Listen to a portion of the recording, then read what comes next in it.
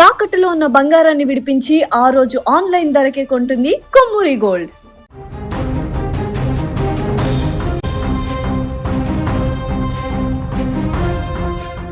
ఒకటి కాదు రెండు కాదు 13 రోజులు కావస్తుంది.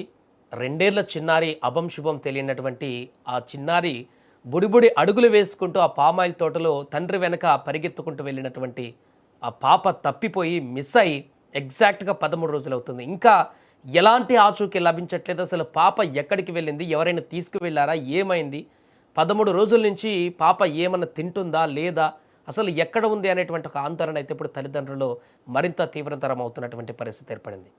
ఇన్ని రోజులుగా వందలాది మంది పోలీసులు, గ్రామస్తులు ఎంతమంది వెతికినా కూడా ఎలాంటి ఆచూకీ లభించకపోవడం అనేది ఈ కేసులో చాలా పెద్ద మిస్టరీని తెలియజేస్తున్నటువంటి పరిస్థితి ఏర్పడింది.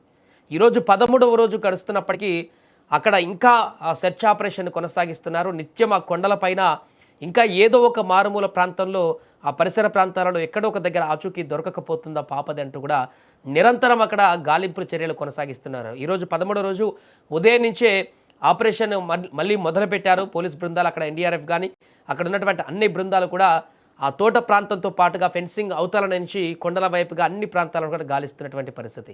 అక్కడ ఆల్రెడీ కొన్ని బొమ్మలు కూడా పెట్టినటువంటి సందర్భాన్ని మనం చూసాము. అక్కడ ఏదైనా వన్యమృగాలు ఉండుంటే పాపను కనుక అవి తీసుకువెళ్ళుంటే మళ్ళీ ఆ యొక్క సిమ్టమ్స్ కోసము ఇక్కడికి వస్తాయి కాబట్టి అని కొన్ని బొమ్మలు కూడా ఏర్పాటు చేయడం జరిగింది. బట్ అది కూడా ప్రయోజనాన్ని ఇవ్వట్లేదు. ఏ క్రూర జంతువు కూడా అక్కడికి వచ్చినటువంటి ఆనవాళ్ళు 2 డేస్ నుంచి కనిపించట్లేదు. ఈ నేపథ్యంలో తాజాగా నిన్న సాయంత్రం, బుధవారం సాయంత్రం హోంమంత్రి వంగలపూడి అనిత కూడా అక్కడికి చేరుకున్నారు. సంఘటనా స్థలానికి పరిశీలించారు, తల్లిదండ్రులకు భరోసానిచ్చారు. మేము ఖచ్చితంగా పాపను దొరకబట్టేటువంటి ప్రయత్నం చేస్తామంటూ ఆ తల్లి ఏడుస్తుంటే ఆ తల్లిని ఓదార్చేటువంటి ప్రయత్నం చేశారు హోంమంత్రి కూడా. వారికి భరోసాని ఇస్తూ, ధైర్యాన్ని చెప్తూ ఏం కాదంటూ అన్ని రకాలుగా ఆల్రెడీ తల్లిదండ్రులు కూడా చూస్తున్నారు. 13 రోజుల నుంచి ఎలా గాలింపు చర్యలు చేస్తున్నారు, ఎన్ని రకాల వ్యవస్థలను ఉపయోగిస్తున్నారు, అయినా కూడా ఫలితం లేకుండా పోతుంది. కానీ వారు ప్రభుత్వం నుంచి చేస్తున్నటువంటి కార్యక్రమాలన్నింటినీ కూడా తల్లిదండ్రులు చూస్తూనే ఉన్నారు. అందుకే మాకు ఒక చిన్న ఆశ ఉంది, మా పాప మళ్ళీ తిరిగి వస్తుంది, ఏదో ఒక రోజు ఏదో ఒక సమయంలో ఈ శుభవార్తను మేము వింటామంటూ ఆ తల్లి మొదటి నుంచి కూడా చెప్తుంది. జ్ఞానేశ్వరి తల్లి మొదటి నుంచి కూడా నేను ఆధైర్యంతోనే ఉన్నాను, పాప ప్రాణాలతో సేఫ్గా మళ్ళీ నా దగ్గరికి వస్తుంది, ఖచ్చితంగా ఆ హోప్ నాకుంది, పోలీసులు చేస్తున్నటువంటి ఈ యొక్క సెర్చ్ ఆపరేషన్ పైన కూడా నమ్మకం ఉంది అంటూ కూడా చెప్పినటువంటి సందర్భం. కానీ ఇప్పుడు కేసులో రోజులు గడుస్తున్న కొద్దీ ఎలాంటి ఆచూకీ లభించకపోవడం అనేది ఒక సంచలనమైనటువంటి మిస్టరీగా మారేటువంటి పరిస్థితిని క్రియేట్ చేస్తుంది. అంటే ఎంత పెద్ద పెద్ద పెద్ద కేసులని సాల్వ్ చేసినటువంటి మనకి ఇది ఇంత చిన్న కేసు, అంటే ఆ పరిధిలో మిస్ అయింది కాబట్టి ఎక్కడో ఒక దగ్గర ఉండాలి. కానీ ఏ సీసీ కెమెరాల్లో పాప ఆనవాళ్ళు కనిపించట్లేదు. అంటే ఆ మిస్ అయినటువంటి ప్రాంతం నుంచి ఎవరైనా కిడ్నాప్ చేశారంటే అక్కడ సెల్ టవర్లన్నింటినీ కూడా, అంటే టెక్నికల్ ఎవిడెన్స్ పోలీసులు ఎన్ని రకాలుగా ఒక క్రైమ్ సీన్ని ఇన్వెస్టిగేషన్ చేస్తారో అన్ని రకాలుగా టెక్నికల్ ఎవిడెన్స్, టెక్నికల్గా అన్ని సాంకేతిక పరిజ్ఞానాలను ఉపయోగించి ఫోన్ కాల్స్ కానీ అక్కడ టవర్స్ 7 టవర్స్ని కూడా తమ ఆధీనంలోకి తీసుకున్నారు. అక్కడ ఫోన్స్ని డేటాను కూడా విశ్లేషించారు. పక్కన అన్ని గ్రామాలలో ఉన్నటువంటి సీసీ కెమెరాలను, దగ్గర ఉన్నటువంటి పట్టణాల వరకు సీసీ కెమెరాలను జల్లెడబట్టారు. ఎవరైనా కిడ్నాప్ చేస్తే ఆ పరిధి దాటి వెళ్ళిపోతారని చెప్పేసి. కాబట్టి అలా ఎన్ని ప్రయత్నాలు చేసినా, అండ్ ఎక్కడైతే మిస్ అయిందో ఆ తోటలో మొదటి రోజు నుంచి కూడా అణువు గడ్డిపోచను వదలకుండా గాలింపు చర్యలు చేపడుతూ నిన్న ట్రాక్టర్లతోటి ఏపుగా పెరిగినటువంటి గడ్డి ప్రాంతాలను కూడా క్లీన్ చేసి ఎక్కడన్నా ఆ మధ్యలో ఏమైనా ఇరుక్కుపోయిందా అని చూసేటువంటి ప్రయత్నం చేశారు. అక్కడ కూడా కనిపించలేదు. 50-60 ఎకరాల తోటను మొత్తం క్షుణ్ణంగా పరిశీలించడమే కాకుండా పక్కనున్నటువంటి కొండల ప్రాంతాలను కూడా ఇప్పటికీ 2-3 సార్లు ఎన్డీఆర్ఎఫ్ బృందాలు కానీ మిగతా బృందాలు కానీ టోటల్గా ఎక్కి దిగి గాలించి మళ్ళీ వెనక్కి వచ్చినటువంటి పరిస్థితి. అయినా ఆచూకీ లభించలేదు. ఉంటే ఒకటి ఇదే ప్రాంతాల్లో ఏదో ఒక దగ్గర పాప పడిండు ఉండాలి, అంటే స్లిప్ అయ్యో లేకుంటే కొండల మధ్య ఎక్కడైనా వన్యమృగాలు ఏమైనా చేస్తే అక్కడే ఉండాలి.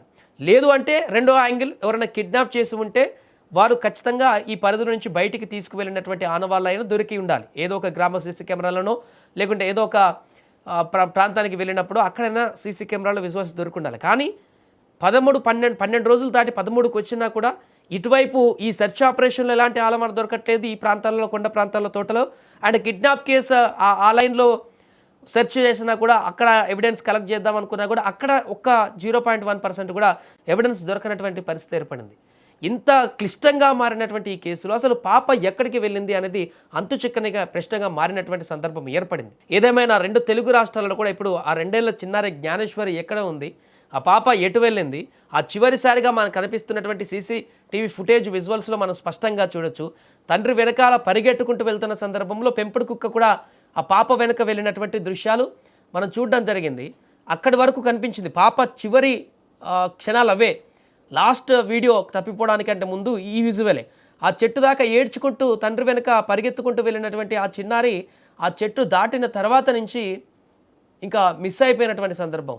ఆ పాప వెనుక ఆ పెంపుడు కుక్క కూడా వెళ్ళింది. ఆ తర్వాత పెంపుడు కుక్క 3 రోజుల దాకా అది కనపడలేదు, అది మిస్టరీగానే మారింది. ఆ తర్వాత వచ్చింది, ఆ తర్వాత ఆ పెంపుడు కుక్క కూడా అనుమానాస్పదంగా మృతి చెందింది. ఉన్న ఒక ఆధారం కూడా పోయింది. ఏం చేయాలని అర్థం కానటువంటి పరిస్థితి. ఇలా రకరకాలుగా ఈ యొక్క కేసులో వ్యక్తమవుతున్నటువంటి పరిస్థితులు, ఎదురవుతున్నటువంటి సిచ్యువేషన్స్ చాలా ఆందోళనకు గురి చేస్తున్నాయి. ఏదేమైనా 13వ రోజు కూడా ఈ యొక్క సెర్చ్ ఆపరేషన్ కొనసాగిస్తున్నారు కాబట్టి నిన్న హోంమంత్రి వచ్చి అక్కడ పోలీసులతో మాట్లాడి ఎంక్వైరీకి సంబంధించి అన్ని కోణాలలో చేస్తున్నటువంటి ఎంక్వైరీని కూడా తెలుసుకొని, పోలీసుల నుంచి వివరాలు తెలుసుకొని ఇంకా 13వ రోజు ఏ రకంగా ఈ యొక్క సెర్చ్ ఆపరేషన్ కొనసాగించాలి, గాలింపు చర్యలు చేయాలి, పాపను ఎలా ట్రేస్ చేయాలి, దానికి సంబంధించిన డిస్కషన్ కూడా కొనసాగింది. కాబట్టి మరి ఈరోజు ఆల్రెడీ సెర్చ్ ఆపరేషన్ మొదలైంది. ఉదయం నుంచే మళ్ళీ గాలింపు చర్యలు చేస్తున్నారు. అక్కడ కొంత వర్షం కూడా పడుతున్నట్టుగా తెలుస్తుంది. ఈ నేపథ్యంలో మరి ఈ రోజైనా ఏమైనా కొంత అప్డేట్ వస్తుందా పాప కేసుకు సంబంధించింది అనేది వేచి చూడాలి. మీరు ఒక చంటి బిడ్డ వీళ్ళు కంప్లైంట్ అడగండి, కలిసి వీళ్ళు అడగండి. మేము లేనప్పుడు కంప్లైంట్ ఇవ్వాలని కూడా తెలియదు. కంప్లైంట్ ఇవ్వకుండానే డిపార్ట్మెంట్ ఇన్వాల్వ్ అయ్యి ఒక చంటి బిడ్డ కనిపించలేదని డిపార్ట్మెంట్ ముందుకు వచ్చి ఆ రోజు నుంచి ఈ రోజు వరకు నిద్రాహారాలు మాని దగ్గర కొండని 2-3 సార్లు ఎక్కి దిగారు NDRF టీము, ఫారెస్ట్ టీము.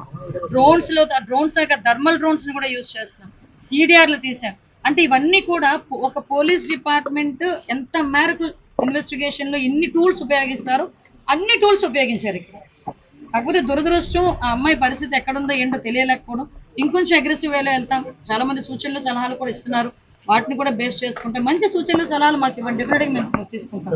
ఏదైనా తెలిస్తే కనుక మాకు చెప్పండి, మేము కూడా దాన్ని టెక్నికల్ గా నేను ఆ విషయం కూడా వీళ్ళనే అడిగానమ్మా. మీకు ఎవరైనా అనుమానాస్పదంగా ఈ 4-5 రోజుల్లో మీ ఇంటి వైపు రావటం కానీ ఏదైనా CCTV కెమెరాస్ లో పట్టడం కానీ చూసారా అంటే డిపార్ట్మెంట్ యాక్చువల్గా మనకన్నా చాలా ఒక స్మార్ట్ గా ఆలోచిస్తారు. ఎందుకంటే వాళ్ళు డ్యూటీ ఇన్వెస్టిగేషన్.